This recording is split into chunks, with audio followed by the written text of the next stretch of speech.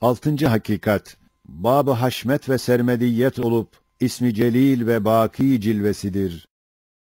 Hiç mümkün müdür ki, bütün mevcudatı, güneşlerden, ağaçlardan, zerrelere kadar, emir ber nefer hükmünde teshir ve idare eden bir haşmet-i rububiyet, şu misafirhane-i dünyada, muvakkat bir hayat geçiren perişan faniler üstünde dursun, sermedi, baki bir daire-i haşmet ve ebedi, âli bir medar-ı rububiyeti icat etmesin.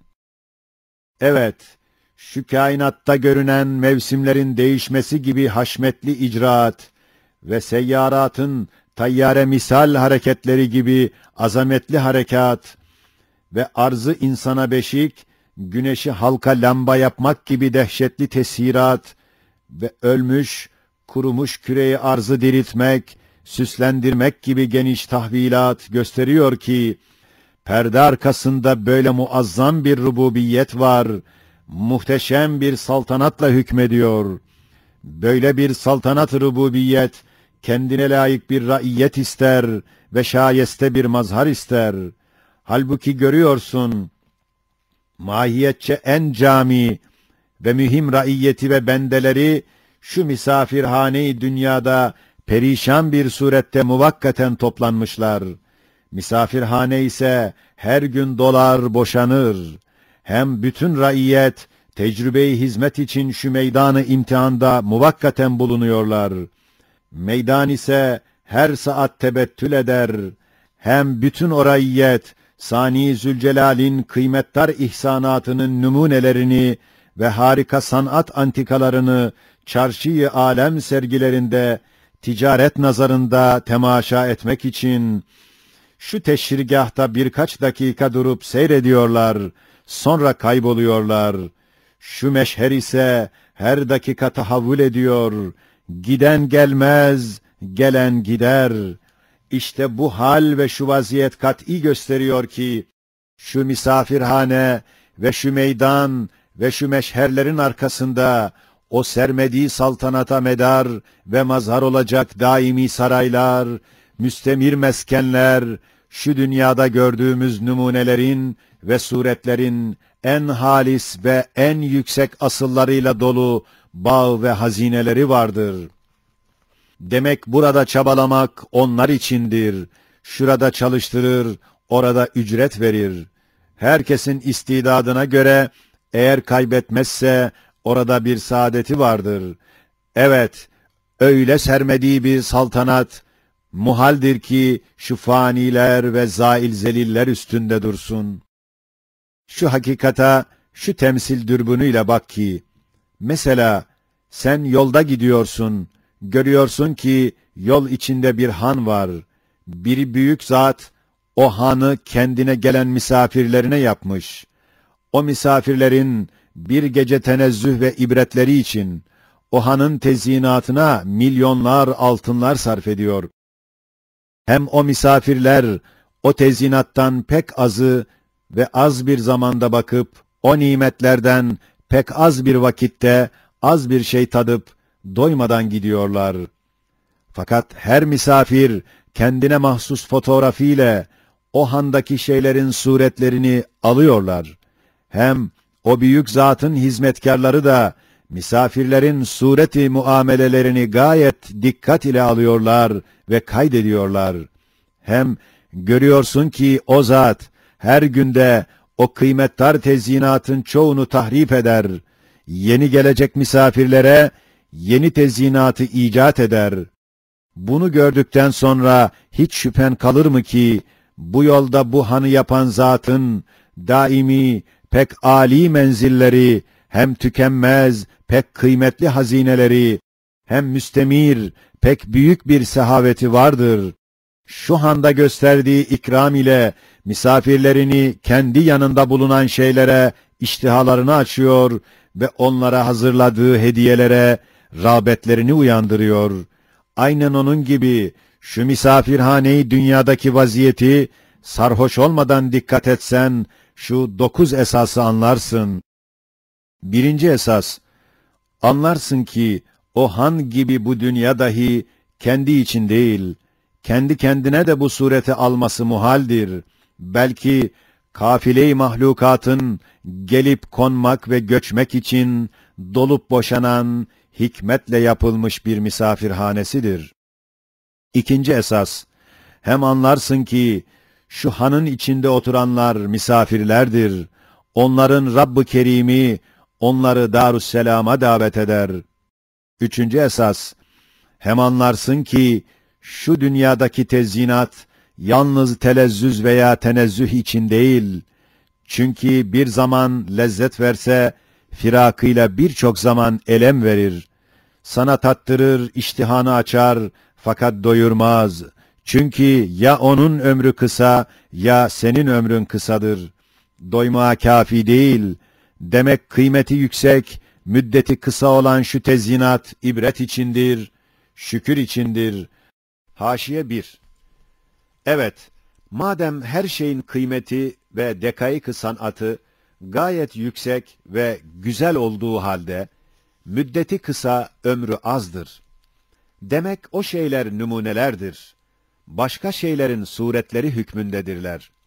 Ve madem müşterilerin nazarlarını asıllarına çeviriyorlar gibi bir vaziyet vardır. Öyle ise elbette şu dünyadaki o çeşit tezyinat, bir Rahman-ı Rahim'in rahmetiyle sevdiği ibadına hazırladığı niam-ı cennetin numuneleridir, denilebilir ve denilir ve öyledir.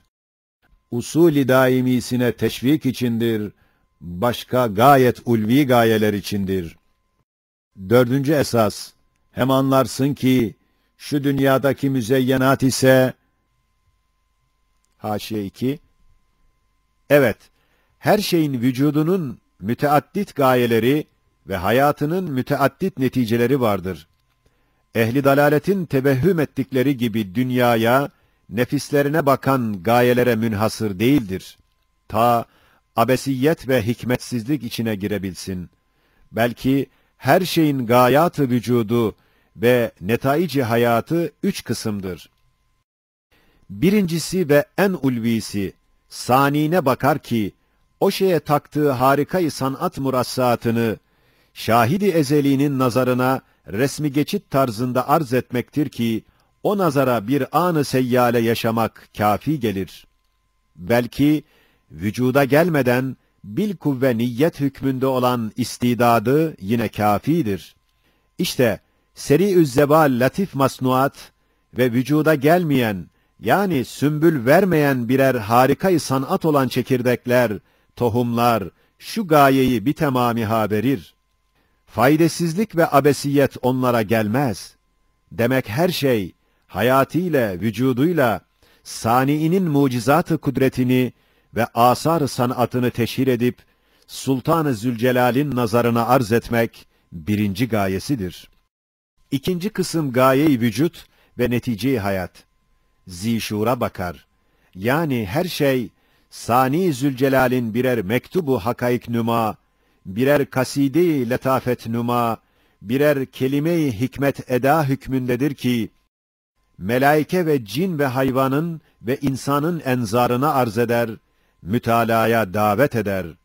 Demek ona bakan her zişura, ibretnüma bir mütalagahtır. Üçüncü kısım gaye-i vücut ve netice-i hayat, o şeyin nefsine bakar ki, telezzüz ve tenezzüh ve beka ve rahatla yaşamak gibi cüz'i neticelerdir. Mesela, azim bir sefine-i sultaniyede bir hizmetkarın dümencilik ettiğinin gayesi, sefine itibariyle %1'isi kendisine, ücret-i cüz'iyesine ait, 99'u sultana ait olduğu gibi, her şeyin nefsine ve dünyaya ait gayesi bir ise, sanine ait 99'dur.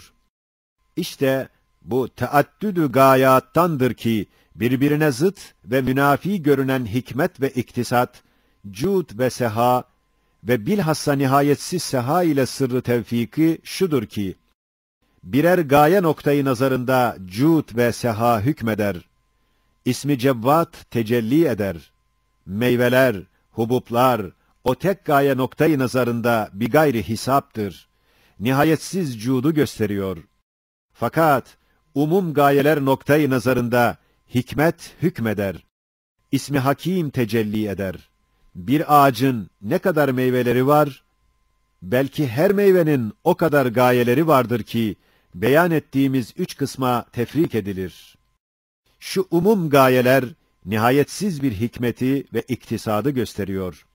Zıt gibi görünen nihayetsiz hikmet, nihayetsiz cud ile seha ile içtima ediyor. Mesela, asker ordusunun bir gayesi, temin-i asayiştir.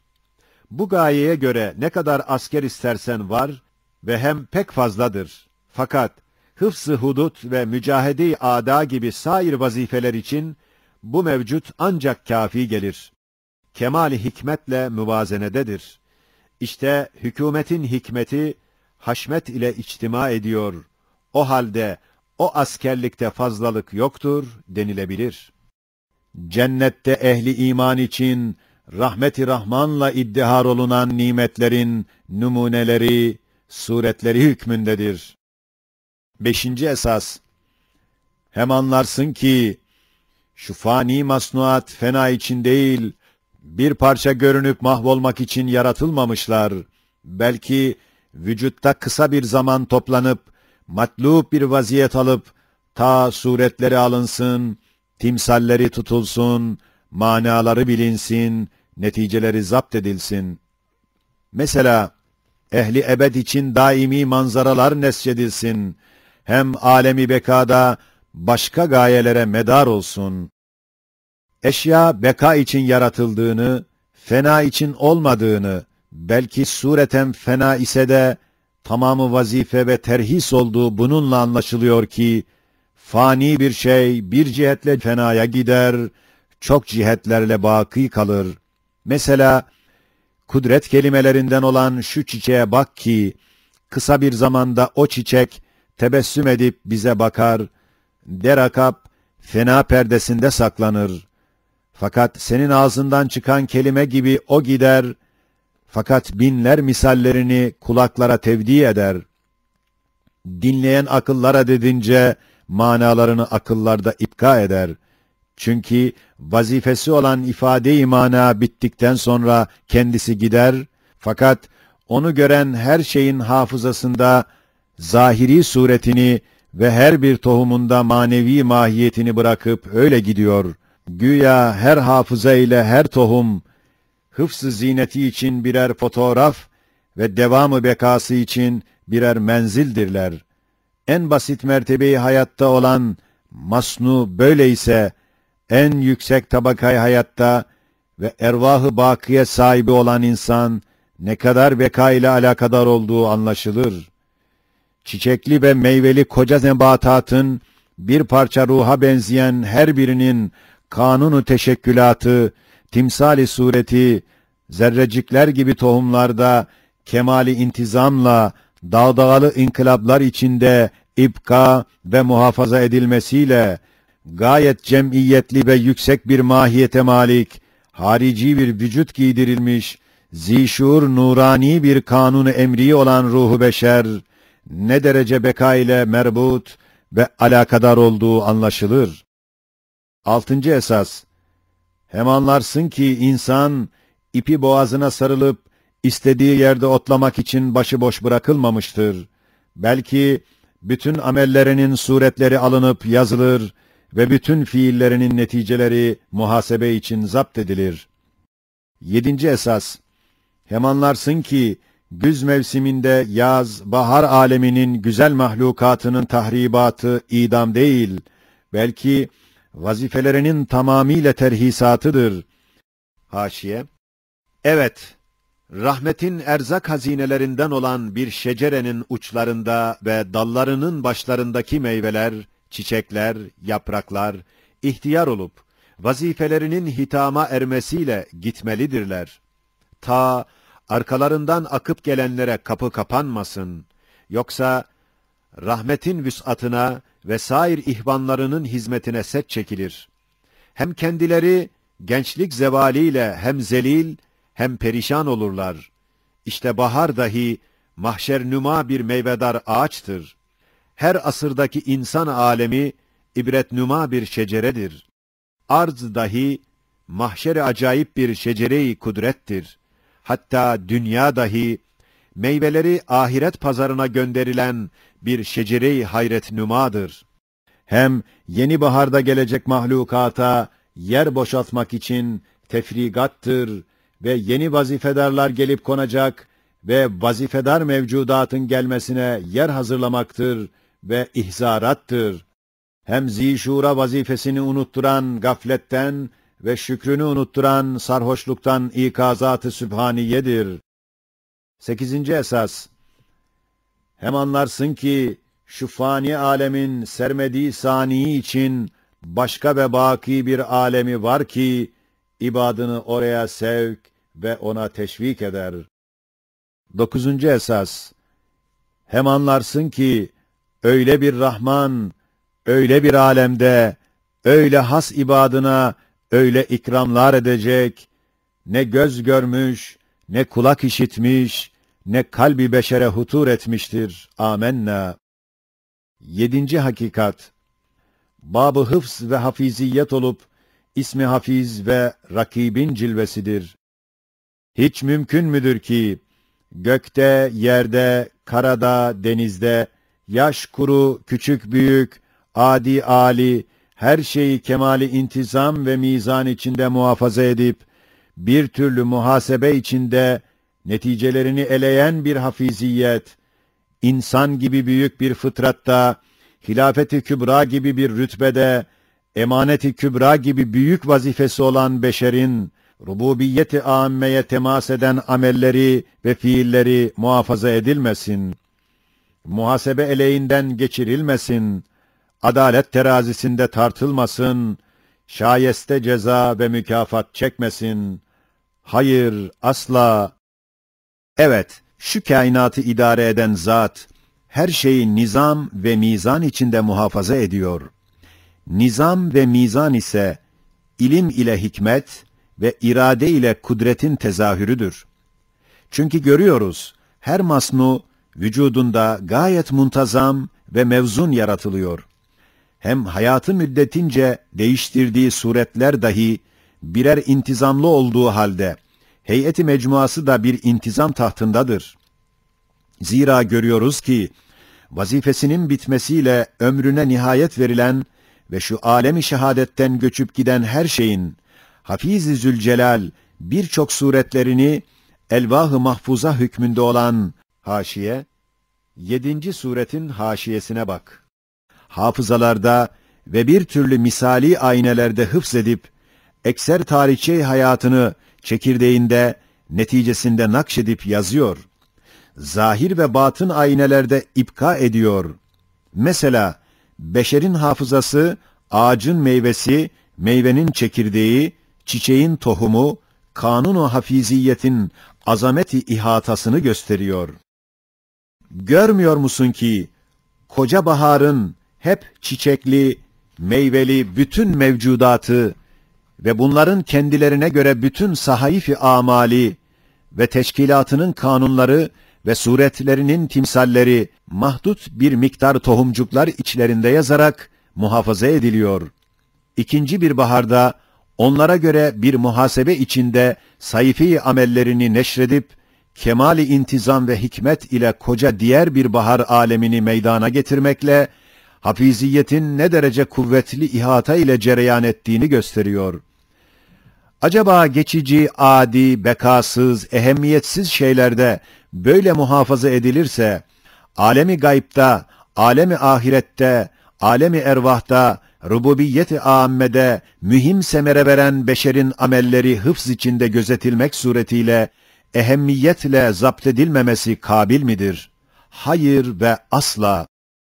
Evet, şu hafiziyetin bu surette tecellisinden anlaşılıyor ki, şu mevcudatın maliki, mülkünde cereyan eden her şeyin inzibatına büyük bir ihtimamı var.